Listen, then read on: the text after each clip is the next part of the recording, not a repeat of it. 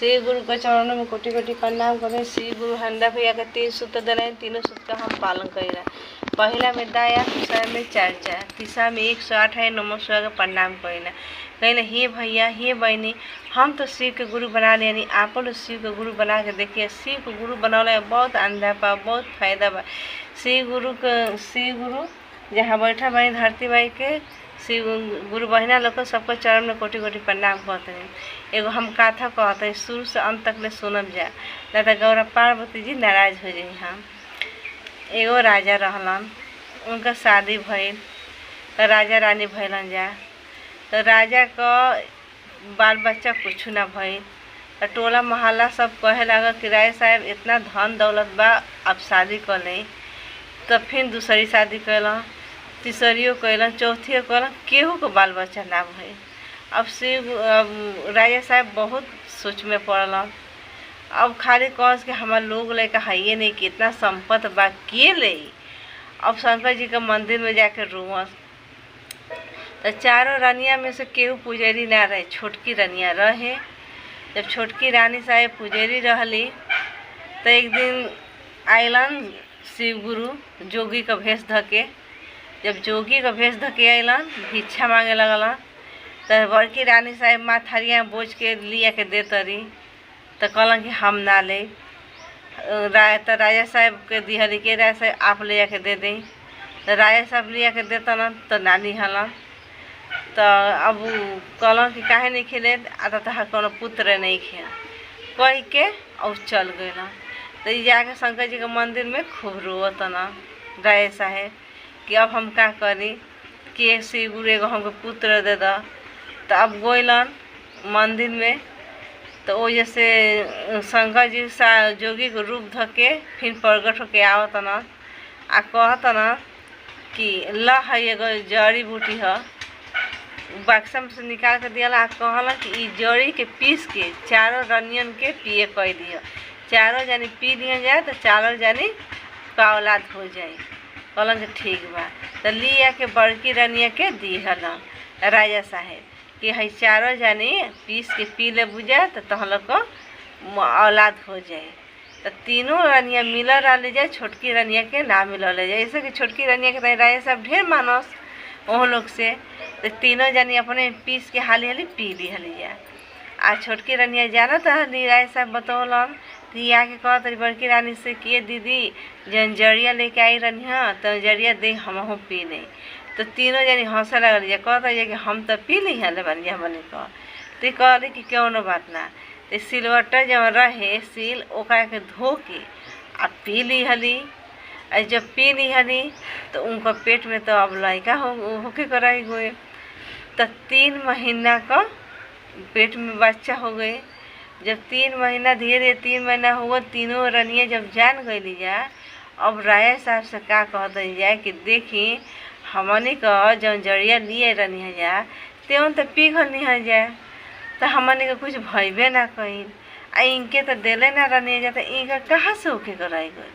अब एगो में दूगो कुला लच्छा लगा दिहली जाए। अब राय साहब उठलन तो उनका झोटा ध के बाहरा कर दिहलन। जब बाहरा कर दिया राजमहल में से उजात जात एगो फुलवारी में झोपड़ी पड़ल। वही झोपड़ी में एगो मड़ई रहे। और मड़ैया में वो आम का गाछी रहे, नीचे बैठ गईली। जब नीचे बैठ गईली तो ऊपर एगो बंदर रहे। वो बंदर अब अपन रोवत है तो कहत कि हो ई तो बहुत दुख में भी मेहरारू। तो एगो आम तोड़ के दिहलन। तो वो अपन खाए लगली, वो खैलन। वो बंदरिया बंदर रहलन और रानी साहब रहली, दोनों आदमी रहलन जा। तो अपन दोनों आदमी रहलन जा। तो कुछ दिन बीतल तो उनका अब लड़का होके कर रही गई। रानी माने डेट पड़ गई तो उनको लड़का भइल। तो कतहूँ से बंदर कतहूँ से आवस तो उनका के कुछ ना कुछ लेके आवस। आ इतना सेवा कैलन, इतना सेवा कैलन सौरी में कि धीरे धीरे लड़का जब भइल बूढ़ होखे लागल, वो बंदर के संगे संगे खेले लागल। जब खेलत खेलत रहे वो लड़का तो 13 वर्ष के जब लड़का हो गई तो कहत न कि ए माई तू आन के घरे काम करे जाता रू आही बंदर घूम के फल लेके आवत न और हमनी के लोग आदमी नहीं खे आ तो काहे न तो कुल कहानी अपन बता दिहली। जब कुल कहानी बता दिली तो कहत न कि ए माई एगो हमके गमछी दे दो एगो सरनी बना दो बजाए खातिर। कहलन कहली कि ठीक बा तो दे दिहली। तो गमछी लिहलन झोरा लिहलन सरनी लिहलन। अब जाके गांव में बजावे लगा। का बजावस तो कहस कि बाजा बाजा बाजा ए बांसुरी धुन के आवाज राजा जी के चारी गोरनिया रस महलिया हो छोटा की जे रानिया हो बारी बन के बहुरिया हो। लगल ऐसे कहे तो आदमी कह कि भाई हो की हो इतना छोट लड़का इतना धुन से गावत ह। तो जाके माँ के आटा दे के चाउर दे खूब मजे के लेके अलन आके लिया के घरे लेके अलन। तो कहतन माई हैला जा पकाओ जा खा जा हमऊ खाई आ केहू कहतहु जाई जी इतना दिन ले तो लोग कहला है जाना अब हम कर। तो ये बेटा कहाँ से लियल ह आ तो गोइनी है गाँव में है ये गाँव नहीं है तो है सब में इतना मिलल है। आ तो ठीक बा बेटा पूर्व जइह पश्चिम जइह उत्तर जइह दक्षिण मत जइह। आ तो ई कहे माई आ तो ओजे न तहर बाबूजी का राजा साहेब का ओजे महल बा 3 गो रानिया बारी जा ओजे तह के जाता कि मारपीट दिया जाता का कहे हम कैसे रह। तो कहलन कि ठीक बा। तो अब दूसरा दिन गोइलन तो जेनी जाए के नहीं रास्ता वही रास्ता गोइलन। कहस कि माई हमार काहे एनिया बढ़ जली ह आ राजा का द्वार पर जाए ना करे वो हमारे ना घरवा ह रह हम जाइबे करब। तो गोइले जाके कहत न आ राय साहब ना रहलन फिर जौन गीतिया गौले रहलन तेवने गीतिया गैलन। गैला के बाद तो हाली हाली घर में से निकलत है जा रानी साहेब तो कहत रही जा कि भाई हो तीनों जने अपने गुट करके ये भाई हो ऊ नहीं वो तो छोटकी का लड़का का आवाज़ आवता ऐसे कि छोटकी का इकुल राजा सब ऐसे ऐसे कैले रहलन न घर से बाहर निकलले रहलन आ लोग करे के लड़का होके कर रहे। तो ये भैया तो छोटकी का लड़का अब भिक्षा मांगे निकलल बा। तो वो अब भिक्षा उच्छा ना देते है वो अब निकलल ही जा। तो ये लड़का के बोला के अब का पिया दिली जा बेहोश हो गई जा रस में। आ जब पिया दिली जा लड़का बेहोश हो गए राय साहब तो एकदम आवे के टाइम रहे आ गुले जा घर में सुता दिली जा टूटा फूटा घर रहे गो जो ओहि में सुता के ताला दे दिली जा। अब तो ये नहीं रानी सासु जो होत रही कहत है कि हे शिव जी अब तो का हम करी मैं संपत्ति हम छीन लिहला एगो हमार लड़का एक ही छीन लेब तो हम कैसे रह।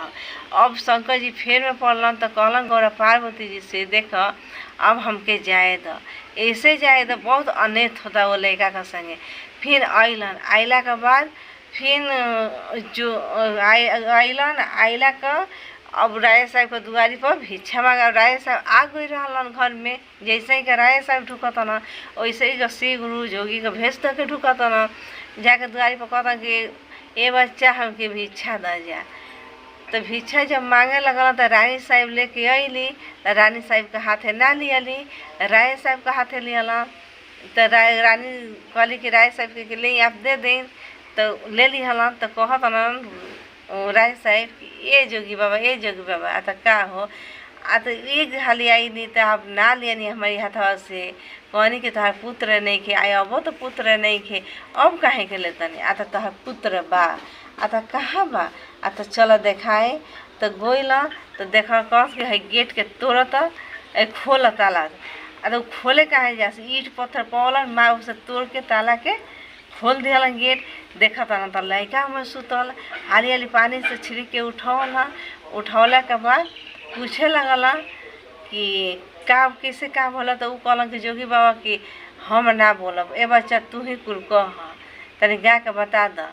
तो फिर गावता ना का गावता ना कि बाजा बाजा बाजा ए बांसुरी धुन के आवाज हो राजा जी जे कइले रहल चारि गो बियाहवा हो तीनी गो जे रानिया के दिहले राजा के महलिया हो छोटा की हो रानी के कइले बना के कोइलिया हो।